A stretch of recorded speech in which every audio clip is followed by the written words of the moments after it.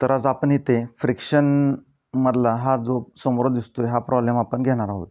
तर ह्याच्यामध्ये ही जी बॉडी आहे ती एका हॉरिझॉन्टल प्लेनवर ठेवलेली आहे आणि ह्याच्यावर ॲक्ट होणारा जो फोर्स आहे P तो हॉरिझॉन्टल आहे.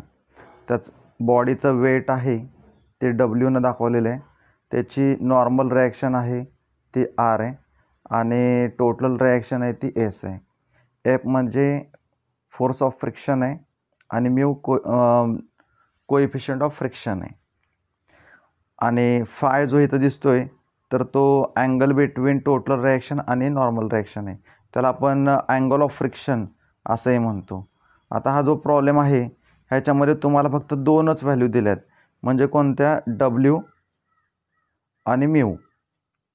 आणि ह्या दोन व्हॅल्यूवरनं तुम्हाला बाकीच्या सगळ्या व्हॅल्यूज फाइंड आउट करायच्या आहेत, म्हणजे R, F, S, P आणि फाय. बऱ्याचदा प्रॉब्लेममध्ये हे सगळेच व्हॅल्यू फाइंड आउट करा असं विचारत नाहीत, पण ह्या एकाच प्रॉब्लेममध्ये आपण सगळ्या व्हॅल्यू फक्त W आणि म्यू ह्या दोन गोष्टीच्या आधारे आपण फाइंड आउट केलेल्या आहेत. तर आपण आता ह्याच्यानंतर प्रॉब्लेम बघणार आहोत. प्रॉब्लेम तुमच्या समोर आहे. प्रॉब्लेम पहिला वाचून घेऊया. A body of weight 1600 kilonewton. तर वेट आपल्याला दिलं आहे 1600. Resting on rough horizontal plane. तर ही बॉडी हॉरिझॉन्टल प्लेनवर ठेवली. For which mu is equal to 0.8. इथं म्यू जो आहे ह्याची व्हॅल्यू आहे 0.8. डिटरमाइन नॉर्मल रिॲक्शन म्हणजे R. Limiting force of friction F. Total reaction S. Horizontal force required to move it, म्हणजे बॉडी मूव्ह करण्यासाठी लागलेला force P. Angle of friction म्हणजे फाय. तर या सगळ्या व्हॅल्यूज आपल्याला काय करायच्यात, फाइंड आउट करायच्यात. मग आता प्रॉब्लेम वाचल्यानंतर आपण ही जी डायग्राम आहे ती ड्रॉ करणार आहोत. डायग्राम ड्रॉ केल्यानंतर आपण त्याचा गिवन डाटा आणि काय फाइंड करायचं हे लिहिणार आहोत. आता इथं सगळ्यात महत्त्वाचं लक्षात घ्या, हॉरिझॉन्टलमध्ये ज्या डायरेक्शनला P आहे त्याच डायरेक्शनला मोशन असते आणि मोशनची डायरेक्शन जी आहे, म्हणजे मोशन आता इकडे बॉडीची, त्याच्या अपोजिट डायरेक्शनला F असतो. हे लक्षात ठेवायचं. आता आपण प्रॉब्लेम सॉल्व करायला स्टार्ट करूया. तर सगळ्यात पहिल्यांदा समेशन F ऑफ X 0 ह्या साईडला जाणारा प्लस घेणार आहोत आणि ह्या साईडला जाणारा मायनस घेणार आहोत. आता कोणता फोर्स जातोय, F म्हणजे फोर्स, X म्हणजे हॉरिझॉन्टल. तर इथं P फोर्स उजवीकडे चालला आहे म्हणजे काय, प्लस, म्हणून इथं प्लस P. F जो आहे तो डावीकडे चालला आहे त्यामुळं मायनस F, का तर डावीकडे जाणारा मायनस आहे. आता इथं हॉरिझॉन्टल आडवे कोणतेही फोर्सेस नाही आहेत त्यामुळं इक्वल टू काय करणार आपण, 0. मायनस F ह्या साईडला घेतल्यावर काय होईल, प्लस, म्हणजे Pची व्हॅल्यू F एवढे, ह्याला आपण इक्वेशन 1 बोललो. आता नेक्स्ट आहे summation F of Y equal to 0. आता ह्याच्यामध्ये आपल्याला सगळे वरती जाणारे फोर्सेस प्लस घ्यायचेत, खाली जाणारे फोर्सेस मायनस घ्यायचेत. मग आता वरती जाणारा फोर्स कोणता आहे, R आहे. आता तो वर चालला आहे म्हणून त्याला प्लस. खाली जाणारा कोण आहे, W, म्हणून तो मायनस घेतला, का तर आपण ह्याला काय बोललो आहे, खाली जाणारा असेल तर मायनस. मग आता W मायनस आहे तो ह्या साईडला आला इक्वल टू साईनच्या इकडं, बरोबर चिन्हाच्या पलीकडे, तर काय येणार आहे, प्लस, म्हणजे R is equal to W. Wची किंमत किती दिली, 1600, म्हणजे Rची पण व्हॅल्यू काय झाली, Rची किंमत झाली 1600. आता इक्वेशन 1 आपण जेव्हा बघू त्यावेळेला आपल्याला काय दिसेल, P is equal to F. आता Fची व्हॅल्यू काय आहे, तर Fची व्हॅल्यू तुम्हाला इथं दिसेल, F म्हणजे म्यू R. Fची व्हॅल्यू म्यू R आपण इथं टाकली.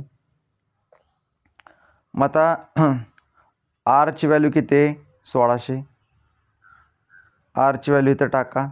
म्यूची व्हॅल्यू किती आहे, 0.8. तर 0.8 इंटू 1600, ॲन्सर काय येईल, P इज इक्वल टू 1280. आता P जेवढा आहे तेवढाच F आहे, म्हणजे पीची व्हॅल्यू 1280 आली तर एफसुद्धा किती येणार, 1280च येणार. तर आता आपण इथे आर फाइंड आउट केला,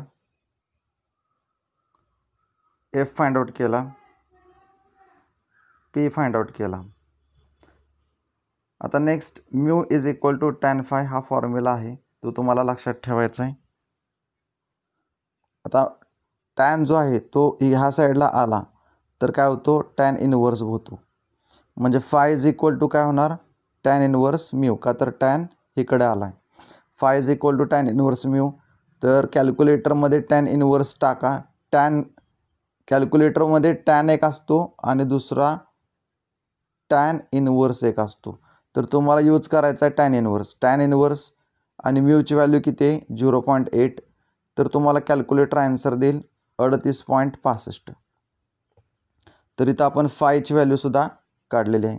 म्हणजे याचा अर्थ अँगल ऑफ फ्रिक्शनही मिळाला.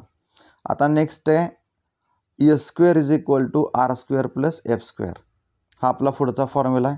काही पुस्तकामध्ये S is equal to under root of R plus F असं दिलेलं असते. तर कॅल्क्युलेशन सोपं व्हावं यासाठी आपण दोन्हीकडचा स्क्वेअर केला आहे. तर आपल्याला काय मिळेल, S square is equal to R square plus F square.